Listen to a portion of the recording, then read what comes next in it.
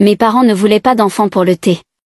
La fête de Noël, pourtant, incluait mon fils. Mais quand je suis arrivée pour le thé, chez eux, j'ai vu les 3 enfants de ma sœur. Ils ont dit, ces enfants méritent d'être ici. Alors je leur ai répondu calmement que je mettais fin à leur soutien. Je n'aurais jamais cru que je deviendrais veuve à 34 ans. Et pourtant, me voilà. Moi, Dakota. Assise seule à la table de ma cuisine, à 7 heures du matin. J'essaie de préparer mon fils de 7 ans pour l'école, tout en luttant contre les larmes qui me montent aux yeux. Cela fait des mois que l'accident sur le chantier nous a enlevé Marc. Mais parfois, c'est comme si c'était arrivé hier. Les premiers mois après la mort de Marc ont été un tourbillon. Un flot ininterrompu de paperasse, de larmes et de nuits passées sans dormir. Honnêtement, je ne sais même pas comment j'ai pu traverser tout ça. Sans Sarah et Jim, mes beaux-parents, je n'y serais jamais arrivée. Ils ont été de véritables anges. Ils viennent chercher Tommy à l'école tous les jours, sans jamais se plaindre, sans jamais me faire sentir que je leur dois quelque chose. Comme ça, je peux me concentrer sur mon travail. Je passe chez eux après pour récupérer Tommy. Et chaque fois, sans exception, ils essaient de me donner de l'argent. Sarah, vraiment, je ne peux pas accepter ça. Ai-je dit la semaine dernière? Repoussant l'enveloppe qu'elle avait essayé de glisser dans mon sac à main. Dakota, ma chérie, on veut t'aider. Insista-t-elle, ses yeux doux cherchant les miens. On sait que la compagnie d'assurance t'a bien indemnisé. Mais tu fais partie de notre famille. Laisse-nous faire ça. Elle a raison, concernant l'assurance. La compagnie a versé 300 000 $. Après la mort de Marc. Entre ça et mon emploi de responsable marketing, nous nous en sortons bien, financièrement. Mais avec Sarah et Jim, ce n'est pas une question d'argent. C'est l'amour qu'ils nous montrent. Chaque jour, sans condition. Si seulement mes propres parents étaient ne serait-ce qu'à moitié aussi présents. Maman et papa ont toujours fait comprendre que ma sœur aînée, Rachel, était leur enfant doré. Et aujourd'hui, ils prolongent ce favoritisme avec ses enfants, au détriment de Tommy. Le week-end dernier était typique. Tommy était tout excité à l'idée de voir ses grands-parents. Mais 20 minutes plus tard, maman se plaignait déjà de ses questions. Pourquoi l'horloge fait ce bruit? Demanda Tommy, en pointant du doigt leur vieille horloge de parquet. Comment ça fonctionne à l'intérieur? Dakota, tu ne peux pas le contrôler un peu? Soupira maman, en levant les yeux au ciel. Il pose toujours des questions sur tout. Les enfants de Rachel ne nous causent jamais autant de tracas. Papa hocha la tête en signe d'approbation et tendit la main vers son ordinateur portable. Tiens, Tommy. Pourquoi tu ne joues pas à quelques jeux à la place? Regarde, j'en ai téléchargé de nouveaux. Mais Tommy ne voulait pas de jeu. Il voulait parler. Apprendre. Se connecter aux autres. Pendant ce temps, les 3 enfants de Rachel étaient assis dans un coin, totalement absorbés par leur téléphone, sans même prêter attention à ce qui se passait autour d'eux. Et mes parents tenaient cela comme un exemple de bon comportement. J'ai appris à me mordre la langue. En grandissant en tant qu'enfant moins aimé, je me suis habituée à ces comparaisons depuis longtemps. Aujourd'hui, je me contente de secouer la tête et de garder le silence quand ils louent l'éducation de Rachel, tout en critiquant la mienne. Au moins, ils aident de temps à autre avec Tommy, le gardant quand j'ai des réunions tardives, ou le récupérant quand Sarah et Jim sont indisponibles. C'était censé être un mardi comme un autre. Dîner chez mes parents. Les signes avant-coureurs étaient là. Dès que je suis entrée, maman avait préparé sa fameuse lasagne. Mon plat préféré. Qu'elle ne fait d'habitude que lorsqu'elle veut quelque chose. Papa, lui, était étonnamment bavard, posant des questions sur mon travail, sur Tommy, surtout. Il préparait clairement quelque chose. Je ne savais juste pas quoi. Dakota. dit maman, en découpant soigneusement sa lasagne. En carré parfait. On voulait te demander quelque chose. Combien la compagnie d'assurance t'a versé? Après la mort de Marc? La question m'a frappée. Comme une gifle en plein visage. J'ai failli m'étouffer avec mon eau. Totalement prise de court. Par une question aussi directe. Sur un sujet aussi personnel. Peut-être que c'était le choc. Ou peut-être que j'étais simplement fatiguée de garder des secrets face à mes parents. Alors j'ai répondu honnêtement. Environ 300 000 $, ai-je dit à voix basse. La fourchette que maman tenait tomba contre son assiette dans un cliquetis sec. La tête de papa se releva si brusquement que j'ai cru qu'il allait se faire mal. Il me fixait, comme si je venais d'annoncer que j'avais gagné à la loterie. Eh bien, fit maman, en posant lentement sa fourchette. Qu'est-ce que tu comptes faire avec tout cet argent? Je pouvais sentir le poids de leurs attentes me tomber dessus comme une chape de plomb. Je l'ai investi, ai-je expliqué, tentant de garder une voix calme et posée. C'est pour l'avenir de Tommy. Ses études universitaires? Peut-être pour l'aider à acheter un appartement. Quand il sera plus grand. C'était ce dont Marc et moi avions toujours parlé. Mais ça, c'est dans des années. M'interrompit papa, en agitant la main d'un geste désinvolte. Tu devrais penser au présent, Dakota. À toi. Et à ta famille. La façon dont il avait dit « ta famille » laissait clairement entendre qu'il ne parlait pas de Tommy. Je connaissais ce ton. C'était le même qu'il prenait quand ils avaient aidé Rachel à verser l'apport pour sa maison, ou quand ils avaient financé son mariage extravagant. Tu pourrais faire tellement de choses avec cet argent, maintenant, intervint maman, en se penchant en avant, le regard brillant d'espoir. Tu pourrais aider ta famille. Des gens qui en ont besoin aujourd'hui. Pas tout garder pour un avenir lointain. Qui ne viendra peut-être même pas. Je ne discute plus de mon argent. L'ai-je coupé? D'une voix plus tranchante que je ne l'aurais voulu. Le silence qui suivit fut assourdissant. Ils se reculèrent tous les deux. Le visage de papa se couvrant. De cette déception familière. Que j'avais vue si souvent en grandissant. Maman serra les lèvres, formant cette ligne fine et tendue, qui annonçait toujours des ennuis. Le reste du dîner se déroula dans un silence pesant, seulement rompu par le bruit des fourchettes raclant les assiettes. Je pensais que ce serait fini. Connaissant mes parents, je m'attendais à ce qu'ils me fassent la tête pendant au moins un mois. C'est ce qu'ils faisaient toujours, quand je ne répondais pas à leurs attentes. Mais, à ma surprise, maman m'a appelé une semaine plus tard. On organise un dîner de famille dimanche, annonça-t-elle, sa voix chaleureuse. Comme si rien ne s'était passé.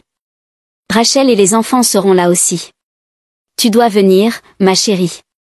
Quelque chose dans son ton m'a rendue méfiante. Mais j'ai accepté.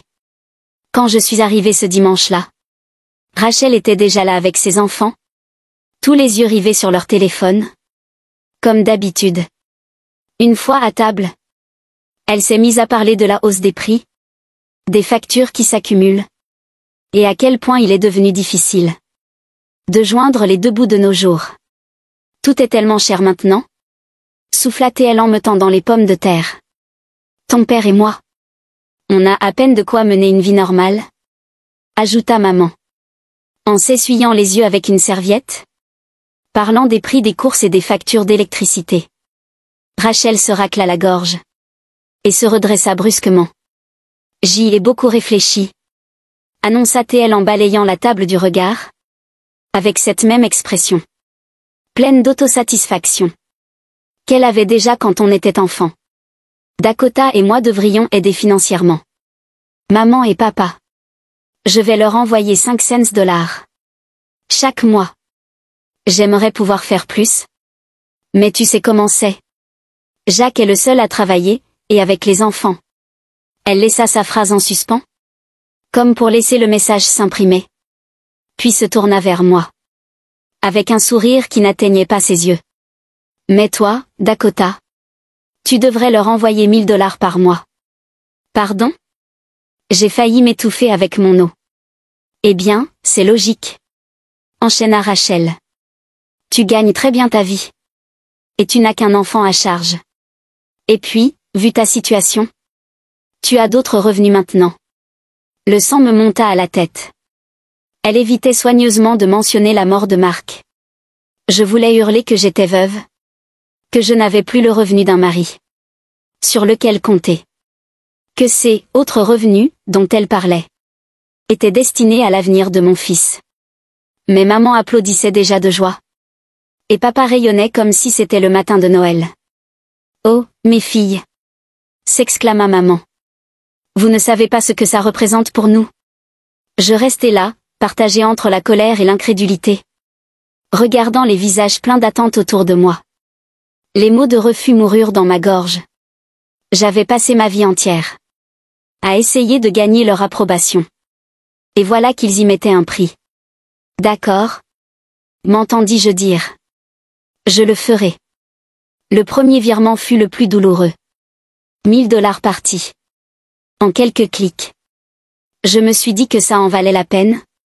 Si cela voulait dire que ma famille m'aiderait davantage avec Tommy. Mais ce fantasme s'est vite écroulé. Maman, tu pourrais aller chercher Tommy à l'école aujourd'hui? Sarah a un rendez-vous médical. Et j'ai une réunion tardive. Oh ma chérie. Je suis désolée. La voix de maman grésilla au téléphone. J'ai un de ces maux de tête aujourd'hui. Tu sais comment sont mes migraines. Cela devint une habitude. Chaque fois que j'avais besoin d'aide avec Tommy, il y avait une excuse. Maman était trop occupée. Fatiguée. Devait faire des courses. Avait mal au dos. Pendant ce temps, les $1000 quittaient mon compte. Comme une horloge, chaque mois. Un jeudi particulièrement frustrant. Après que maman m'eut dit qu'elle ne pouvait pas garder Tommy. Parce qu'elle commençait peut-être à couver quelque chose. J'ai appelé Sarah, désespérée. Bien sûr qu'on ira le chercher, répondit-elle sans la moindre hésitation. Jim est déjà en route vers l'école. Il adore leurs petites discussions. Pendant le trajet du retour, Tommy lui raconte tout. Sur leur projet de science, en ce moment. J'ai raccroché. Et je suis restée assise à mon bureau. À lutter contre les larmes. $1000 par mois. Ne m'avaient apporté que des excuses. De la part de ma propre mère. Tandis que ma belle-mère, elle, laissait tout tomber pour nous aider. Sans jamais demander un centime. Décembre est arrivé sans prévenir, cette année-là. Nous avions toujours passé Noël chez mes parents. C'était une tradition. Toute la famille s'y réunissait. On échangeait des cadeaux. On partageait les repas. On créait des souvenirs. L'appel est arrivé exactement une semaine avant Noël. J'étais en train d'aider Tommy avec ses devoirs, quand mon téléphone s'est allumé avec le nom de maman. Dakota, ma chérie. Commença-t-elle? Avec ce ton mielleux, sirupeux, qui précédait toujours une mauvaise nouvelle. À propos du réveillon de Noël. On a décidé de faire quelque chose de différent cette année. On organise une fête réservée aux adultes. Pas d'enfants autorisés. Le crayon que je tenais s'est brisé dans ma main. Quoi? C'est juste que on voulait faire quelque chose de plus sophistiqué, cette année. Continua maman. Comme si elle parlait d'un simple changement de menu. Tu sais, du vin. Des conversations entre adultes. Mais c'est Noël. Ai-je protesté? En m'éloignant pour que Tommy n'entende pas. Qu'est-ce que je suis censée faire de Tommy? Oh, c'est facile. Répondit-elle. Sa voix légère, presque désinvolte. Tu peux le laisser chez Sarah et Jim. Ils seraient ravis de la voir. Je suis sûre que tu viendras vers 19h. Après avoir raccroché, je suis restée là à fixer Tommy. Toujours concentré sur ses exercices de mathématiques. Totalement inconscient que sa grand-mère venait de l'exclure de Noël. Mon cœur s'est serré. En le regardant se concentrer sur ses tables de multiplication. La langue légèrement sortie. Exactement comme Marc le faisait. J'ai passé la semaine suivante à me demander quoi faire. L'idée de fêter Noël sans Tommy me semblait révoltante. Mais ne pas assister à la fête familiale du tout paraissait trop radical. Finalement, j'ai trouvé un compromis. Je laisserai Tommy avec Sarah et Jim pendant quelques heures. Je passerai chez mes parents pour une visite rapide. Échanger des cadeaux, saluer tout le monde. Puis je rentrerai. Pour célébrer Noël comme il se doit. Avec mon fils et mes beaux-parents. Je suis arrivée seule devant la maison de mes parents. Un sac de cadeaux soigneusement emballé à la main. L'allée était pleine de voitures. Plus que d'habitude pour nos réunions de famille. En m'approchant de la porte, j'entendais des rires et des chants de Noël. S'échapper dans l'air froid de décembre. J'ai ouvert la porte. Et le monde a semblé basculer. La maison était bondée de proches. Tante, oncle, cousin. Mais ce n'est pas cela qui m'a arrêté net. Là, courant dans le salon. Avec des couronnes en papier sur la tête. Il y avait les 3 enfants de Rachel. Et près du sapin de Noël, j'aperçus les enfants de ma cousine Linda, se servant tranquillement des biscuits. D'autres enfants apparurent dans mon champ de vision. Les jumeaux de mon cousin Marc, l'adolescente de ma cousine Suzanne. La pièce devint soudainement étouffante. Trop petite. Je restai plantée dans l'embrasure de la porte, le sac de cadeaux pendant mollement à ma main, alors que la réalité de la situation me frappait de plein fouet. Ce n'était pas du tout une fête, réservée aux adultes. C'était une fête où seul mon fils n'était pas le bienvenu. Je restais figée là, incapable de bouger. Mon esprit peinant à comprendre ce que mes yeux voyaient. Ma tante Marie fut la première à me remarquer.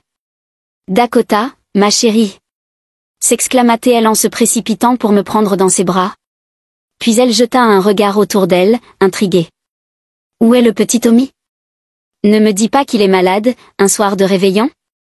Avant que je puisse répondre, mon cousin Peter intervint.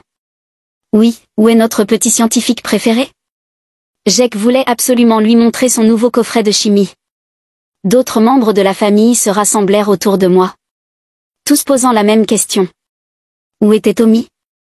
Pourquoi étais-je venue seule? Chaque question était comme un couteau qui s'enfonçait un peu plus dans mon ventre. Je n'arrivais pas à parler. Je ne pouvais pas expliquer ce que moi-même. Je ne comprenais pas. À travers la foule, j'aperçus ma mère dans la cuisine, en train de disposer des biscuits. Sur un plateau à thème de Noël. Comme si tout était parfaitement normal. Comme si elle n'avait pas, quelques jours plus tôt, exclu son unique petit-fils d'une célébration familiale. Excusez-moi.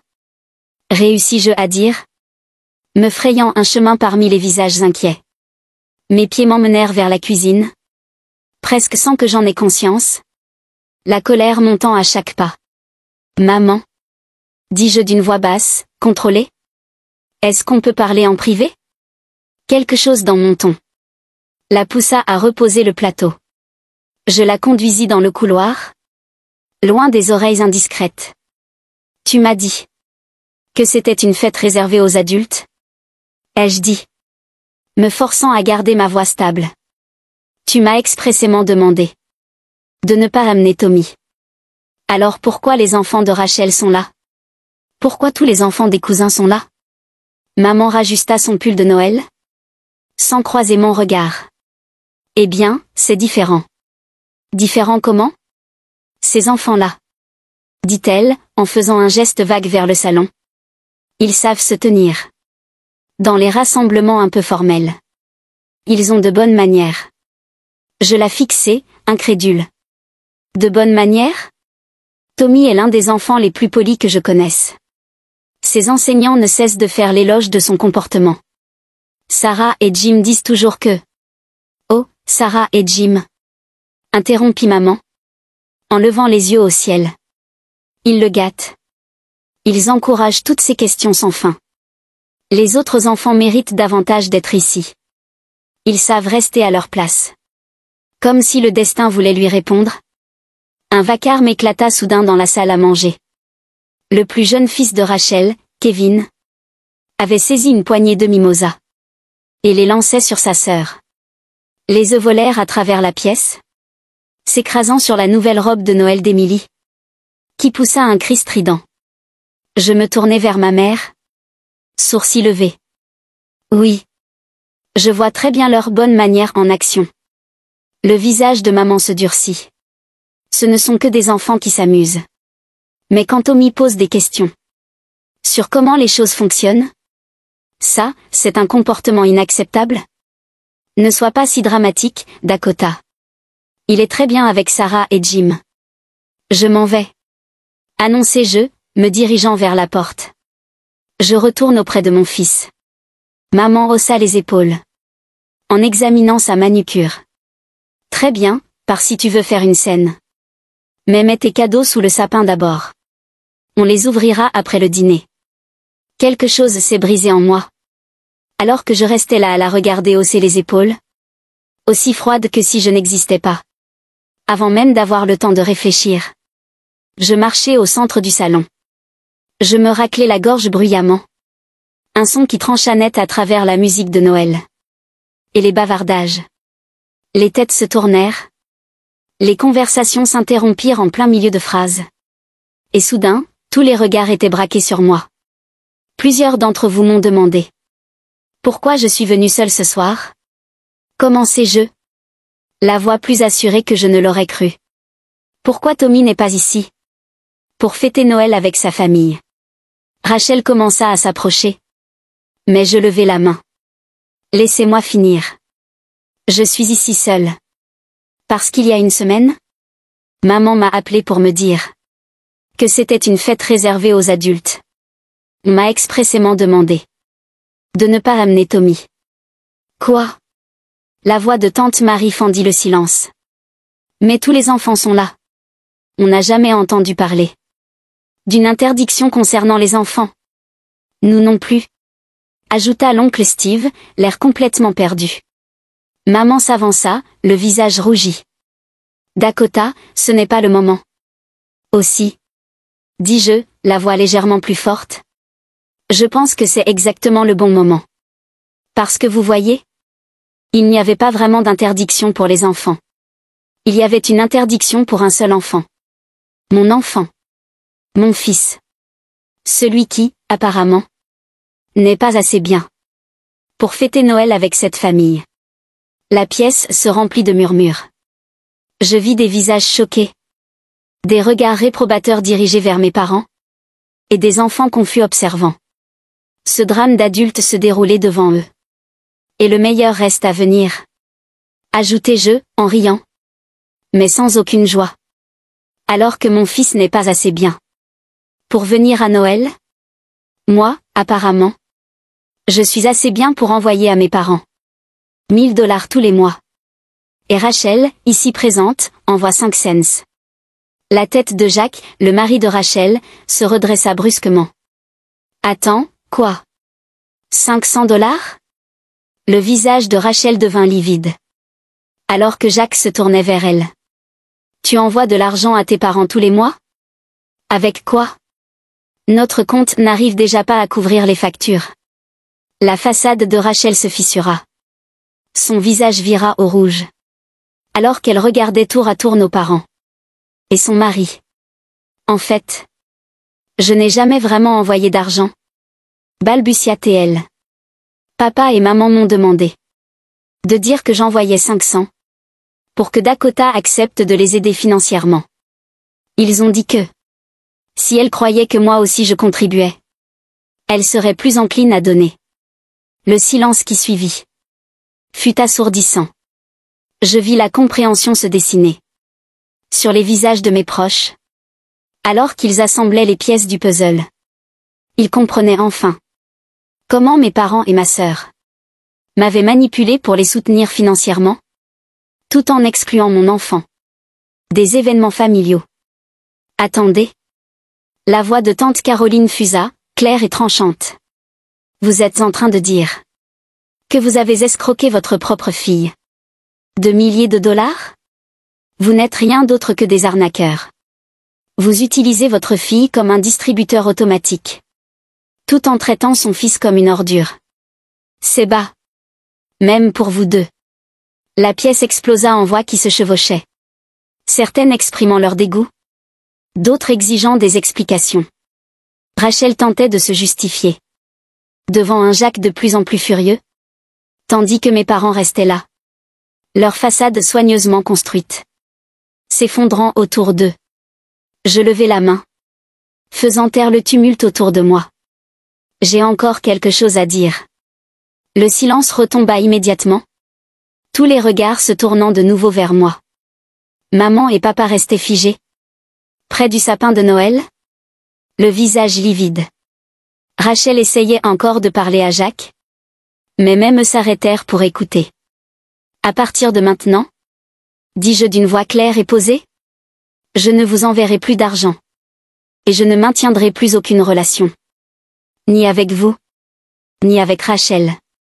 C'est terminé. Sans attendre de réponse, je me retournai et sortis, laissant le sac de cadeaux près de la porte. Le bruit de la porte qui se refermait derrière moi sonna comme une fin. La fin d'un chapitre qui aurait dû se clore depuis bien longtemps. Assise dans ma voiture, je sortis mon téléphone et ouvris mon application bancaire. En quelques clics, j'annulai le virement mensuel vers le compte de ma mère. Cela ressemblait à une chaîne que je traînais depuis des mois et que je venais enfin de briser. Le trajet jusqu'à la maison de Sarah et Jim me sembla à la fois interminable et instantané. Quand je me garai dans leur allée, je vis Tommy à travers la fenêtre, en train d'aider Sarah à décorer des biscuits de Noël. Le voir heureux, entouré d'amour, me fit monter les larmes aux yeux. Nous avons passé le reste du réveillon chez Sarah et Jim, à décorer des biscuits, chanter des chants de Noël, et regarder les yeux de Tommy s'illuminer, alors qu'il aidait Jim à installer la crèche. C'est ça, me suis-je dit, ce que devrait être une vraie famille. Le lendemain matin, alors que Tommy dormait encore, entouré des cadeaux que le Père Noël lui avait apportés, mon téléphone sonna. C'était tante Caroline. Tu devrais savoir comment ça s'est terminé, hier soir, dit-elle sans détour. Après ton départ, c'était comme si un barrage avait cédé. L'oncle Mike s'est levé et a dit qu'il ne pouvait pas rester une minute de plus dans cette maison. Puis tante Marie et l'oncle Steve l'ont suivi. Et bientôt, tout le monde rassemblait manteaux et enfants. Je l'écoutais. Me raconter comment les invités étaient partis en masse. Sans même dire au revoir à mes parents. Certains, apparemment, avaient fait des commentaires très forts sur la manipulation et la honte familiale en quittant la maison. Et Jacques? Demandai-je doucement. Oh ma chérie. Il était furieux. Il a fait ses valises, pris les enfants sur le champ, et a dit à Rachel qu'il avait besoin de réfléchir à leur mariage. Il a ajouté qu'il emmenait les enfants chez ses propres parents pour Noël. Rachel pleurait. Tes parents essayaient de rattraper la situation? Mais il était trop tard. Elle prit une grande inspiration. Je voulais que tu le saches, Dakota. On est tous de ton côté. Ce qu'ils t'ont fait, à toi et à Tommy, c'est impardonnable. Après avoir raccroché, je restai assise sur mon lit à tout assimiler. Mon téléphone se mit à vibrer. Des notifications. Des messages de maman, papa et Rachel. Ils disaient tous plus ou moins la même chose. On est désolé. On s'est trompé. S'il te plaît, parle-nous. On peut t'expliquer. Je les ai lus une seule fois. Puis je les ai archivés. Sans répondre. La semaine entre Noël et le Nouvel An s'est écoulée dans un flou paisible. Tommy et moi avons passé nos soirées chez Sarah et Jim, à jouer à des jeux de société, regarder des films de fête, et savourer le simple bonheur d'être entourés de gens qui nous aimaient vraiment, tous les deux. Puis, le matin du réveillon du Nouvel An, la sonnette retentit. À travers le Judas, je vis maman et papa debout sur mon perron, serrant dans leurs bras un grand paquet, soigneusement emballé. Mon cœur se mit à battre plus fort, alors que j'hésitais à ouvrir la porte. Dakota, on sait que tu es là. Appela maman. Sa voix étouffée par la porte. S'il te plaît. On veut juste te parler. Après un moment d'hésitation, j'ouvris la porte. Mais restai fermement planté dans l'embrasure, leur bloquant l'entrée. Il paraissait plus petit. D'une certaine manière moins intimidant que la semaine précédente. On a apporté ça pour Tommy, dit papa en tendant le paquet. À travers le papier cadeau, je pouvais voir le logo d'un magasin d'électronique haut de gamme. Il n'en a pas besoin, répondis-je, sans faire un geste pour prendre le cadeau. S'il te plaît, Dakota, murmura maman en s'avançant d'un pas. On sait qu'on a eu tort. La façon dont on a traité Tommy. La manipulation avec l'argent. On est vraiment désolé. Et on veut que tu saches que ce n'est pas à cause de l'argent, ajouta papa précipitamment. Ce n'est pas pour ça qu'on est là. On se sent vraiment très mal. Pour tout ce qui s'est passé. Je scrutais leur visage, cherchant un signe de sincérité. Est-ce que vous êtes désolé? Parce que vous comprenez enfin que ce que vous avez fait était mal? Ou est-ce que vous êtes désolé parce que toute la famille est au courant maintenant et ne vous adresse plus la parole? Ils échangèrent un regard. Et dans ce simple échange de regards, j'eus ma réponse. Je pense que vous devriez partir, dis-je calmement. Je ne vous crois pas. Et je ne vous fais plus confiance. Mais on est une famille, protesta maman, les larmes aux yeux. Non. Secouai-je la tête. Une famille ne manipule pas les siens. Une famille n'exclut pas un enfant de Noël. Une famille ne complote pas. Ne ment pas pour soutirer de l'argent. Ce que vous avez fait. Ce n'est pas ça, une famille. Ils finirent par partir. Toujours agrippés aux cadeaux indésirables. Leurs excuses se dissipant dans l'air. Alors qu'ils rejoignaient leur voiture. Je les regardais s'éloigner, ne ressentant ni tristesse, ni remords, mais un immense soulagement. Dans les mois qui suivirent, je tins ma décision. Je ne répondis ni à leurs appels, ni à leurs messages. Rachel essaya de me recontacter aussi, mais je bloquai son numéro. L'argent que j'envoyais autrefois à mes parents fut versé dans le fonds pour les études de Tommy.